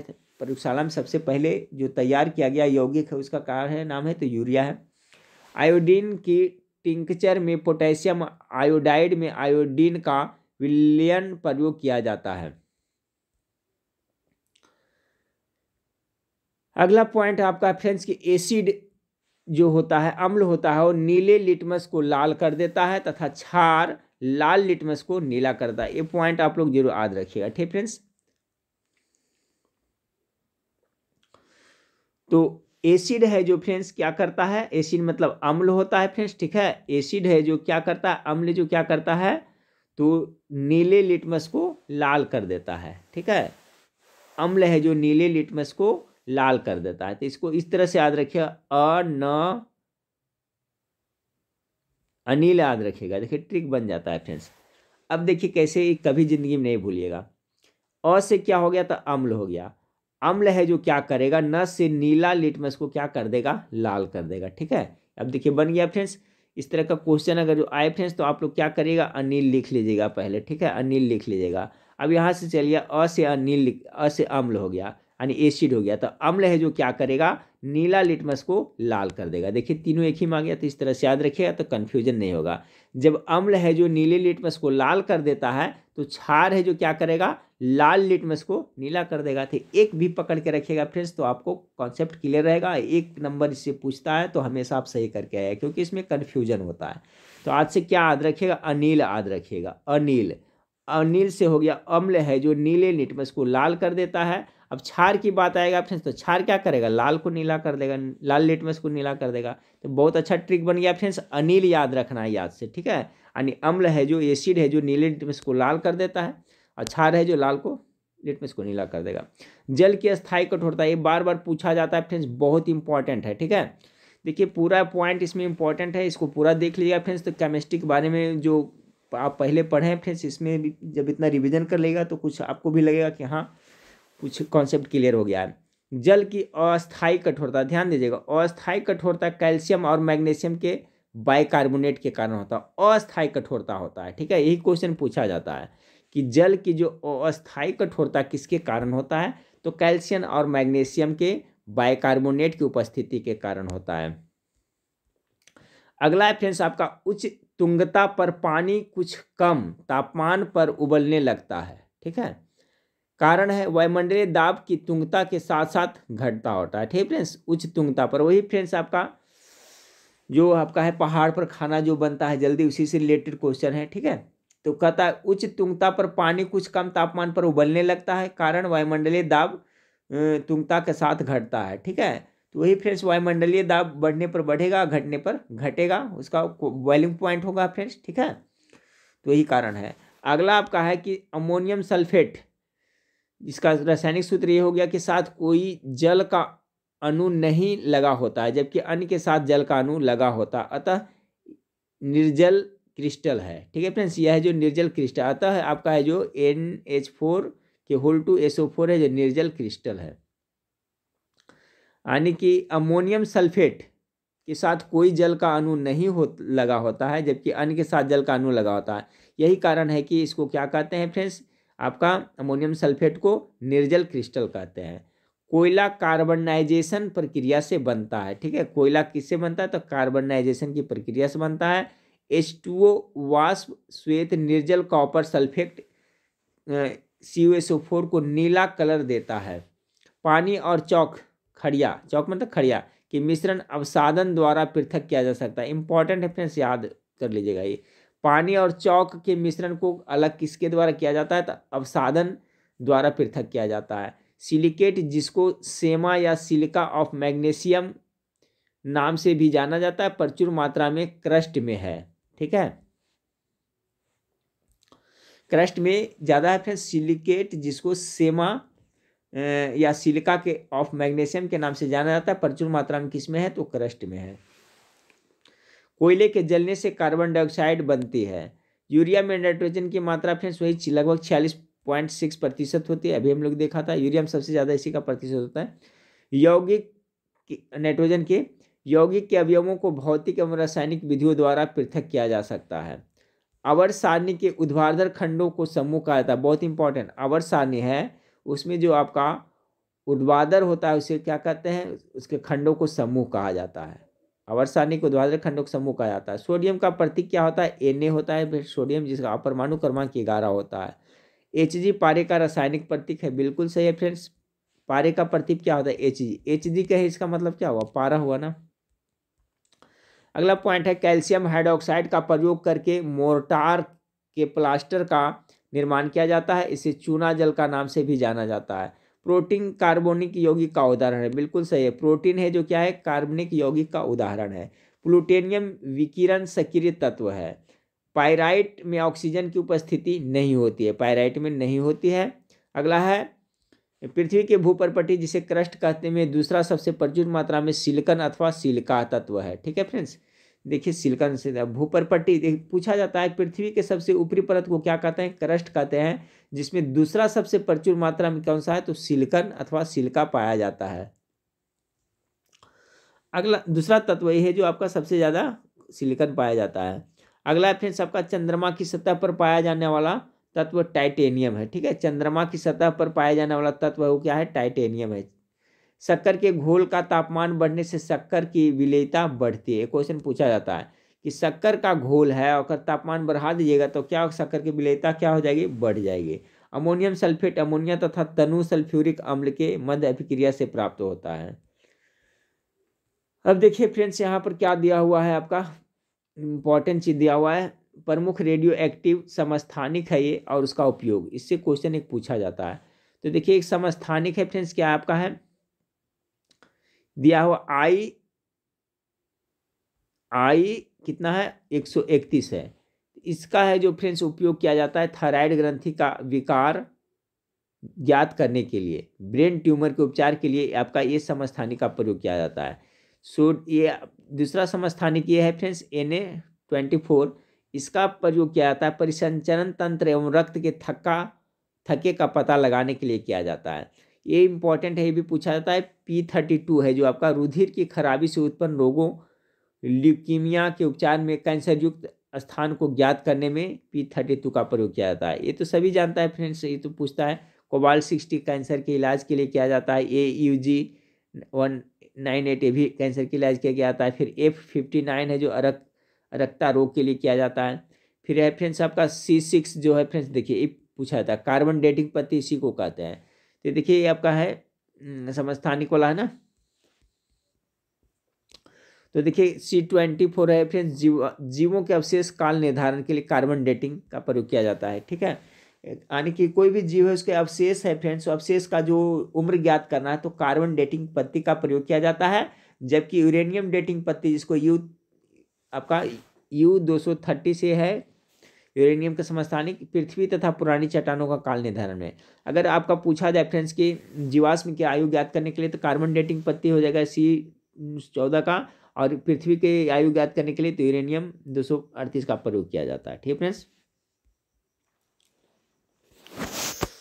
अब देखिए फ्रेंड्स अगला पॉइंट आपका आ गया क्या, विभिन्न प्रकार की धातुएं एवं उनके अयस्क। ये भी बहुत इंपॉर्टेंट है फ्रेंड्स, पूछा जाता है कौन सा धातु है, किसका अयस्क क्या है, इससे क्वेश्चन पूछा जाता है। अगला पॉइंट आपका है कि एल्युमिनियम मुक्त अवस्था में अर्थात खनिज के रूप में नहीं पाई जाती है, एल्युमिनियम है जो। अगला पॉइंट आपका है कि एल्युमिनियम के मुख्य खनिज बॉक्साइट, फेलोस्पर, क्रोमोलाइट आदि है। ठीक है, इसका जो मुख्य खनिज कौन कौन है एल्युमिनियम का, तो बॉक्साइट हो गया इसका है, फेलोस्पर हो गया और क्रोमोलाइट हो गया। पीतल, तांबा और जिंक का मिश्रित रूप है, ये तो पूछा जाता है फ्रेंड्स। पीतल है जो किससे किसके मिलके बना हुआ है, तो तांबा और जिंक के मिश्रण है। इसमें तांबा और जिंक का अनुपात गुण के आधार पर अलग अलग रहता है। तांबा मुक्त एवं संयुक्त दोनों अवस्था में पाया जाता है। तांबा है जो मुक्त और संयुक्त दोनों अवस्था में पाया जाता है। तांबा का शोधन विद्युत अपघटनी परिष्करण द्वारा किया जाता है।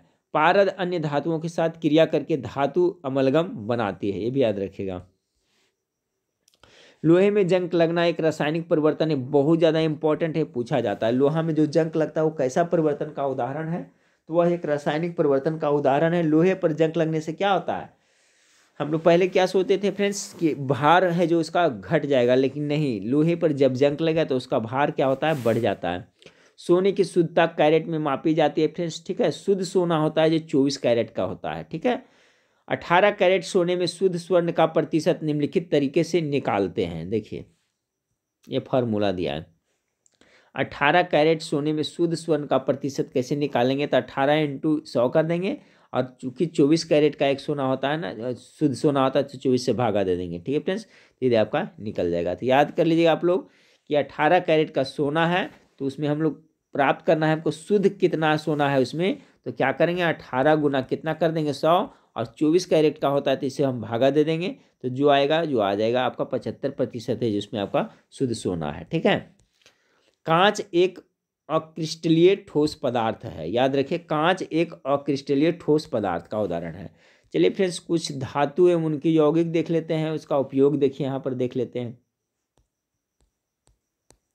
अभी काफी लंबा है वीडियो फ्रेंड्स, चलिए देखिए पूरा कर लेते हैं आज। चलिए यहाँ देखते हैं सोडियम बाइकार्बोनेट। सोडियम बाइकार्बोनेट अग्निशामक यंत्र में इसका प्रयोग किया जाता है, बेकरी उद्योग में तथा प्रतिकारक के रूप में, क्योंकि सोडियम बाइकार्बोनेट को हम लोग खाने वाला सोडा कहते हैं, जिसका रासायनिक सूत्र आपका ये है। ठीक है, और इसका प्रयोग अग्निशामक यंत्र और बेकरी उद्योग में भी इसका किया जाता है। पारा HG, थर्मामीटर, अमलगम तथा सिंदूर बनाने में HG का प्रयोग किया जाता है। जिप्सम का प्रयोग सीमेंट उद्योग में किया जाता है, प्लास्टर ऑफ पेरिस में किया जाता है तथा अमोनियम सल्फेट के निर्माण में जिप्सम का स्वाद के रूप में किया जाता है। इसका जिप्सम का सूत्र भी याद रखिएगा, CSO4 × 2H2O होता है। प्लास्टर ऑफ पेरिस का सूत्र भी याद रखिएगा फ्रेंड्स, ये प्लास्टर ऑफ पेरिस का सूत्र मूर्ति निर्माण एवं शल्य चिकित्सा में प्लास्टर ऑफ पेरिस का। ब्लीचिंग पाउडर देखिए CaOCl है, कागज तथा कपड़ों की विरंजन तथा कीटनाशक के रूप में ब्लीचिंग पाउडर का प्रयोग किया जाता है। कैल्शियम ऑक्साइड है, तो कैल्शियम ऑक्साइड का ब्लीचिंग पाउडर बनाने के लिए तथा CO गारे के रूप में होता है। 7 number calcium carbonate, COCO3 toothpaste, carbon dioxide तथा चूना बनाने में इंपॉर्टेंट है फ्रेंड्स। देखिए कैल्शियम कार्बोनेट का प्रयोग टूथपेस्ट में भी होता है, कार्बन डाइऑक्साइड तथा चूना बनाने में कैल्शियम कार्बोनेट का प्रयोग किया जाता है। और जो अंडे का बाहरी आवरण होता है फ्रेंड्स, जो मोती होता है बना, ये इसी से बना होता है कैल्शियम कार्बोनेट से। क्लोरीन गैस का प्रयोग किस लिए, तो मस्टर्ड गैस बनाने में, ब्लीचिंग पाउडर में, कपड़ों तथा कागजों की विरंजित करने तथा हाइड्रोक्लोरिक अम्ल HCl के निर्माण में।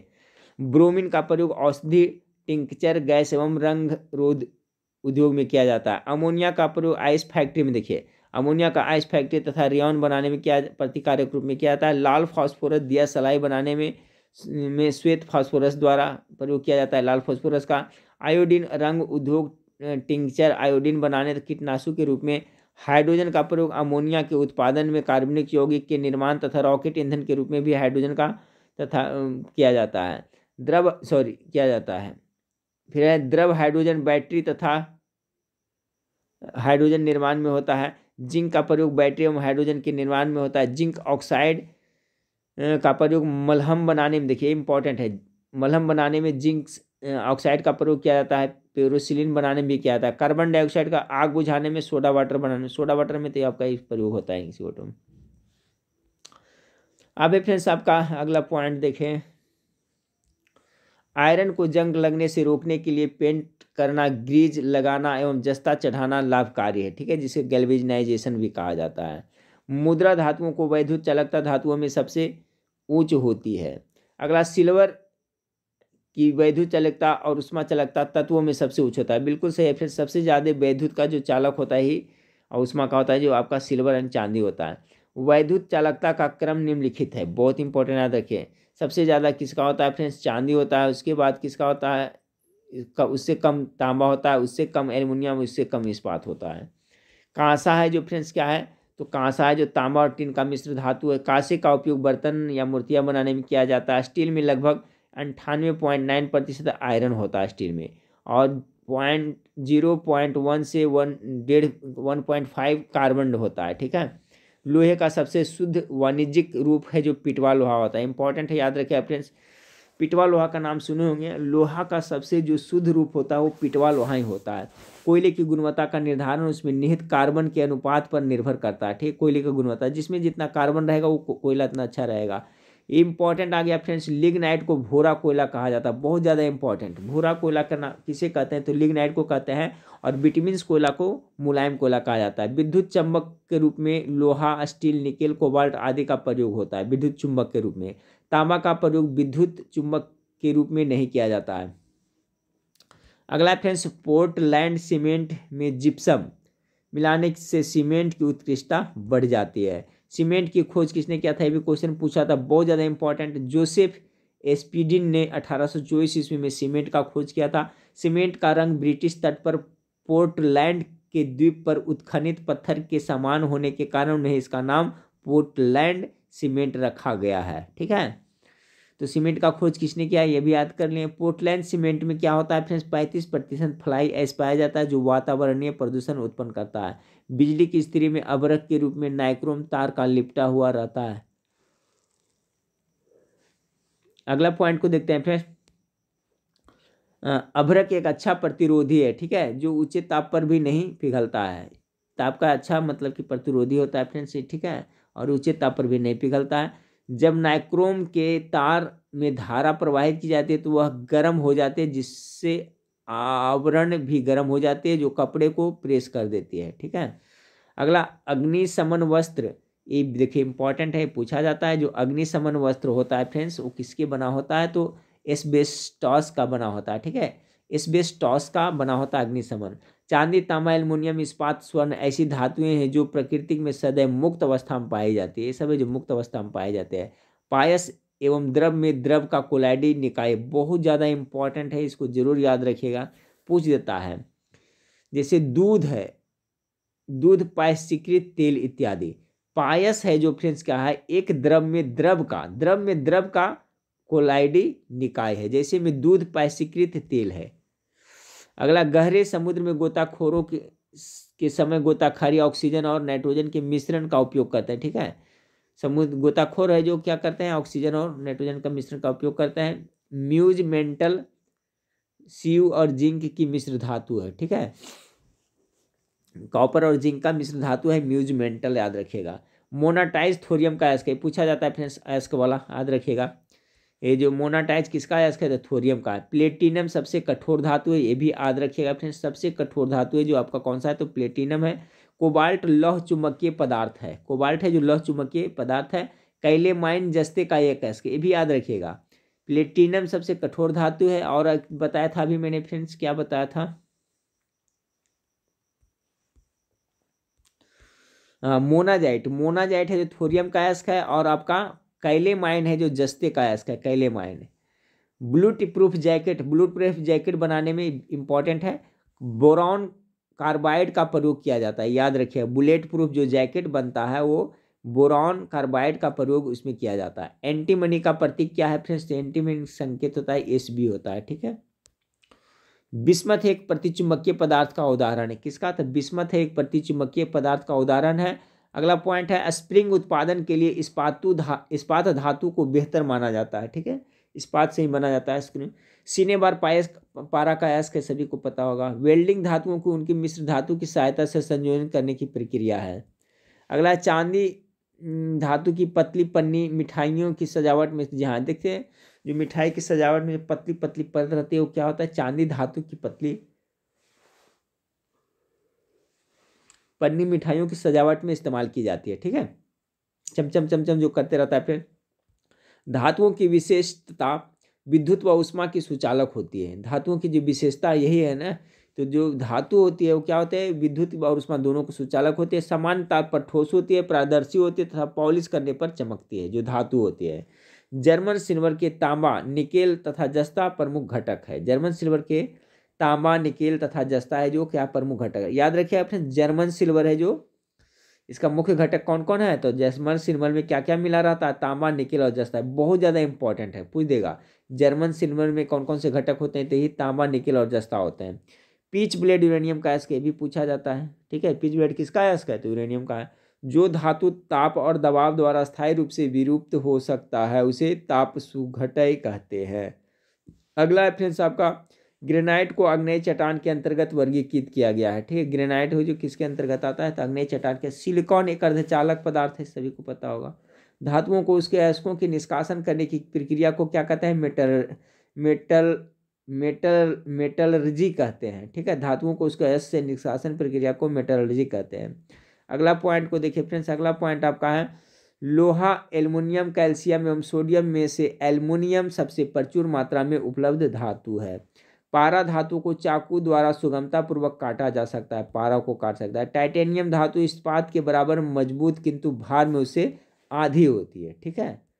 मजबूत तो होता है लेकिन भार में उससे कम होता है। पारा एक धात्विक तत्व है जबकि सोडियम क्लोराइड एवं चीनी यौगिक तथा प्लास्टिक बहुलक है। डुरैल्यूमिन धातु का प्रयोग वायुयान के हिस्से बनाने में किया जाता है, ये भी याद रखिएगा। ये देखिए डुरैल्यूमिन एक धातु है जिसका प्रयोग वायुयान के हिस्से बनाने में किया जाता है। डाइफ्लोरोमीथेन बाजार में फ्रियॉन 12 नाम से पाई जाती है, ठीक है। किससे? तो फ्रियॉन 12 के नाम से पाए जाते हैं। डाइफ्लोरोमीथेन है बाजार में सिर्फ से, तो फ्रियॉन 12 के नाम से पाए जाते हैं। थोरियम एक नाभिकीय ईंधन में, बिल्कुल सही है थोरियम।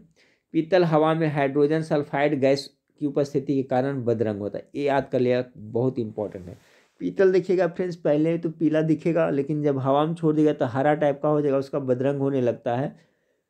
तो उसका जो मुख्य कारण है हाइड्रोजन सल्फाइड हो जाएगा। अगला है फ्रेंड्स डोलोमाइट कैल्शियम का अयस्क है, बिल्कुल सही है। ये डोलोमाइट किसका अयस्क है? तो कैल्शियम का अयस्क है। अगला है कार्बनिकरण के उच्च स्तर के कारण, कार्बनीकरण के उच्च स्तर के कारण एंथ्रासाइट कोयले को उच्च कोटि का कोयला माना जाता है, क्योंकि फ्रेंड्स एंथ्रासाइट में जो कार्बन की मात्रा प्रचुर मात्रा में पाया जाता है। और बताया था कि फ्रेंड्स मुलायम कोयला किसे कहा जाता है? तो बिटुमिन्स को कहा जाता है जो मुलायम कोयला। और भूरा कोयला किसे कहा जाता है? तो लिग्नाइट को कहा जाता है, ये भी याद रखिएगा। चलिए फ्रेंड्स अगला आपका है सल्फाइड परत के बनने के कारण चांदी बदरंग हो जाती है। चांदी जो बदरंग होती है सल्फाइड परत के बनने से होता है फ्रेंड्स। और अभी मैंने क्या बताया था? पीतल, देखिए ये दोनों इंपॉर्टेंट है। पीतल जो बदरंग होता है हाइड्रोजन सल्फाइड के कारण होता है, ठीक है। और चांदी जो होता है सल्फाइड परत के बनने के कारण बदरंग हो जाता है। अब देखिए फ्रेंड्स यहाँ क्या दिया है? चांदी, एल्युमिनियम, मैग्नीशियम, सोडियम में से मैग्नीशियम धातु आतिशबाजी में चमकीला श्वेत प्रकाश उत्पन्न करने के लिए प्रयोग किया जाता है। चलिए ये सब पॉइंट है जो याद रखिएगा, ठीक है फ्रेंड्स। दिख रहा है ना? कह रहा है कि चांदी, एल्युमिनियम, मैग्नीज, सोडियम में से मैग्नीशियम धातु आतिशबाजी में चमकीला श्वेत प्रकाश उत्पन्न करने में प्रयुक्त होती है। अस्थायी चुंबक जो कहते हैं फ्रेंड्स परमानेंट मैग्नेट होता है जो आयरन, निकेल तथा कोबाल्ट से बनाया जाता है। ये सब पॉइंट को देखिए फ्रेंड्स आराम से पढ़ करके धीरे धीरे PDF में भी मैं दे दूंगा, वहाँ पर सभी को याद कर लीजिएगा। जो जो एक नोटबुक बना लीजिएगा जिसमें जो आपको लग रहा है डाउट फ्रेंड्स, उसको लिख करके लिख लीजिएगा और 2-4 बार उसको पढ़ लीजिएगा, याद हो जाएगा। देखिए परमानेंट जो मैग्नेट होता है, जो अस्थायी चुंबक होता है, उसमें आयरन, निकेल तथा कोबाल्ट से बनाया जाता है। क्वेश्चन इस तरह से घुमा करके पूछा जाएगा तो आप इसको कॉन्सेप्ट क्लियर रहेगा तो बना सकते हैं। जैसे कह देगा फ्रेंड्स कि अस्थायी चुंबक किससे बना होता है, तो देखिए उसमें आयरन होता है, निकेल होता है और क्या होता है, कोबाल्ट बना होता है। कीमिया, जिसके एल्कीमी का उद्देश्य सस्ती धातु को सोने अथवा चांदी में बदलना था। अब देखिए फ्रेंड्स आपका धातु आ गया, इधर अयस्क आ गया, इसका सूत्र आ गया, ये इंपॉर्टेंट है। एल्युमिनियम का कौन कौन सा अयस्क है, तो देखिए बॉक्साइट, कोरंडम और क्रायोलाइट, ये तीनों है जो किसका अयस्क है, तो एल्युमिनियम का, याद करते चलिएगा। लोहा का देखा जाए तो मैग्नेटाइट, हेमेटाइट, सिडेराइट, ये सभी है जो आपका लोहा का, ये आपका अयस्क हो गया। कॉपर का देखा जाए तो कैल्कोसाइट और क्यूप्राइट और कैल्फोपाइराइट, ये सभी है जो आपका कॉपर का यानी कि इसका अयस्क है, ये 3 जो हो गया। सीसा का अयस्क याद रखिएगा, पूछा जाता है। गैलेना है जो, जिसका संकेत है PbS। देखिए इस साइड में आपका संकेत भी दिया हुआ है फ्रेंड्स, तो ये अब आप लोग ध्यान देते चलिएगा। तो सीसा पूछा जाता है, गैलेना किसका अयस्क है, सीसा का। अर्जेंटाइट किसका अयस्क है, तो सिल्वर का। मर्सिने बार किसका अयस्क है, तो मरकरी का। क्रोमियम तो क्रोमाइट किसका अयस्क है फ्रेंड्स, तो क्रोमियम का। कैल्वेराइट किसका अयस्क है, तो सोना का। ठीक है, सभी का सुंदर। और आपका हो गया टिन, कैसीटेराइट किसका अयस्क है, तो आपका टिन का अयस्क है। अब देखिए फ्रेंड्स कोयले का प्रकार में देख ले। देखिए जिस कोयला में जितना कार्बन की प्रतिशत अधिक रहेगी वो इतनी अच्छी कोयला होती है फ्रेंड्स। तो पीट कोयला बकवास होती है, इसमें देखिए 40% से कम कार्बन होता है।